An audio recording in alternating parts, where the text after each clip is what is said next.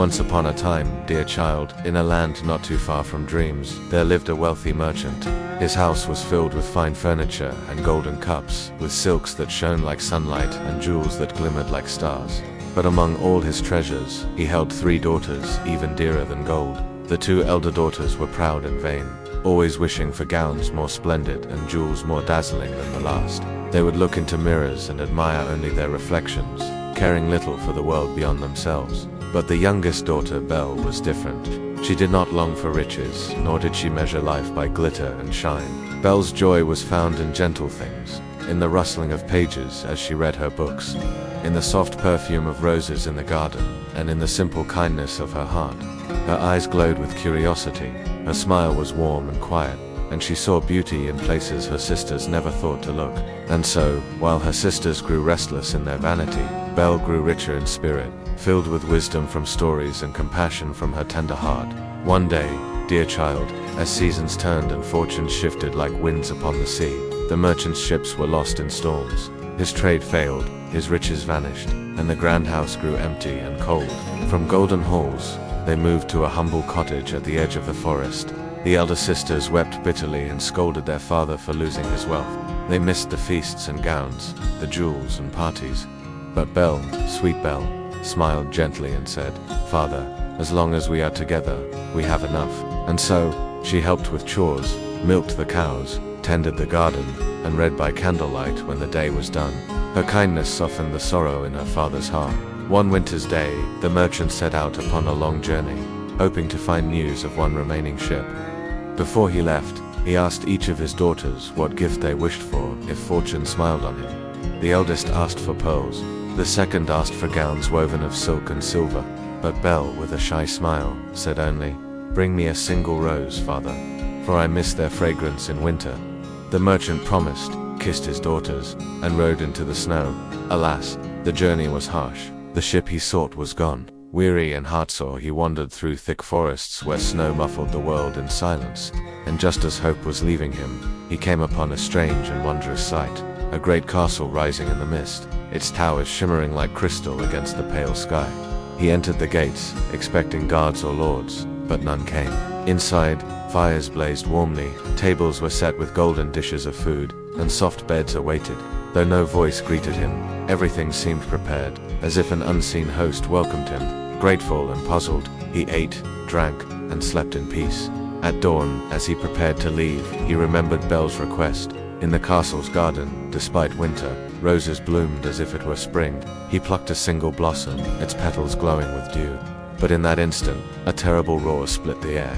From the shadows came a beastle, fearsome with a mane like a lion's, tusks like a wild boar's, and eyes that burned with sorrow and fury. His voice thundered, "You dare steal from my garden. You take what is mine, unbidden. For this crime, you shall pay with your life." The merchant fell to his knees, trembling. "Forgive me, great lord," he pleaded. "I meant no harm. The rose was for my daughter, who asked for nothing else." The beast's eyes softened, though his voice was still fierce. "If that is true, then I will grant you one choice. You may go free, but you must send one of your daughters to live here in your place. She will stay with me forever, or else you must return and die." The merchant's heart ached as he bowed his head in sorrow. When he returned home, the elder sisters sneered at his tale. "Go back and die," they hissed. "Why should we suffer for your mistake?" But Belle listened quietly, her heart trembling yet steady. She took the rose in her hands, kissed her father's cheek, and said, "Do not grieve, father. I will go. I promised I would love you more than jewels, and now I will prove it. Let me take your place." The merchant wept and begged her not to, but Belle's courage shone brighter than fear. And so, dear child, she set out to the enchanted castle where destiny awaited. The castle, though silent, was filled with wonder. Invisible hands set the table each night with feasts of silver and gold.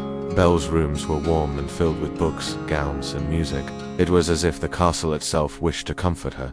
And each evening, as candles flickered and the moon rose high, the beast would join her at supper.